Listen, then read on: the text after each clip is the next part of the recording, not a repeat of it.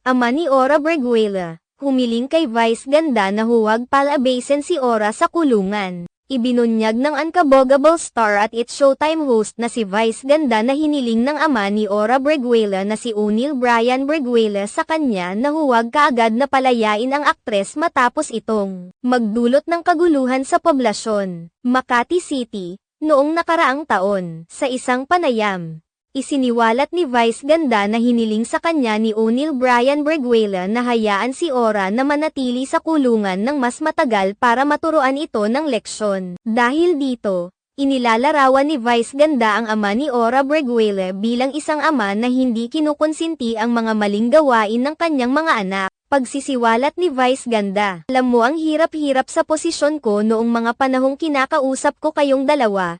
Kasi yung tatay niya hindi konsentidor na tatay. Hindi siya yung tatay na lalapit sa akin para sabihing Mimi, ilabas mo yung anak ko sa kulungan. Mimi, pakiayos naman si Ora.